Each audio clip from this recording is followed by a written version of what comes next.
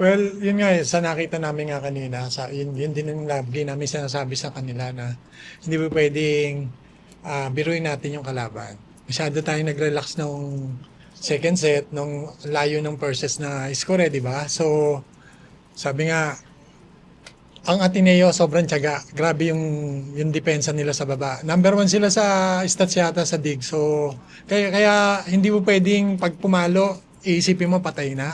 Pag umangat, napoprostrate yung ibang mga player eh. Pag umangat yung bola, iniisip nila, patay na yung bola. So, hanggat ano matyatsyaga nila, tiyagain nila dahil ganoon katyaga rin yung Ateneo sa depensa. Thank you to Angel. You had 21 points on 20 attacks, 1 service ace, 11 excellent receptions, and 5 digs. So yun nga.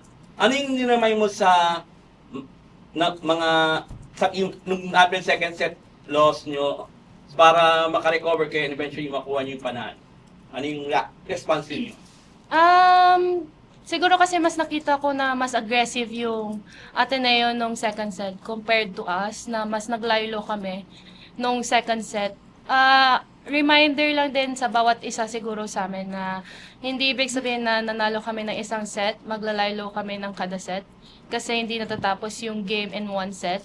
And siguro magandang experience na din to sa mga bata and sa aming lahat kasi nakita din namin talaga at na-experience din nila na kapag naglaylo, parang makikita talaga sa resulta na mas magiging aggressive yung kalaban. So, mas maigi na lumabas yun ngayon kaysa lumabas na ng huli.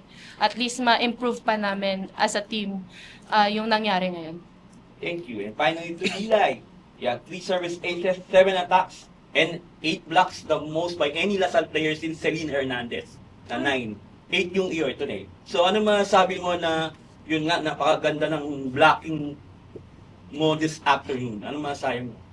Feel ko hindi ko lang naman i-credit yun sa akin kasi credit ko din siya sa wing spikers namin kasi hindi naman ako makakablock if hindi sila nakakatapat ng ayos, if hindi sila nakakabilang. So I feel like sila din yung, for them din yung 8 blocks na yun kasi hindi ko yung magagawa without them, without their support. And syempre yung tiwala nila na ibigay sa akin lahat ng bola, from, ano kasi siya sequence kasi siya, from receive or dig pass, from set ni Shanshan, tapos yung trust na ibigay sa akin. So parang it's a team effort talaga. So parang grateful din ako kasi binigyan ako ng opportunity na, ang tawag dito, makapag-perform ng ganun. Pinagkatiwalaan ako. So parang grinab ko lang din. Kasi pinaghihirapan namin sa training yung mga coaches matyaga sa amin. So parang effort na lang din ipakita.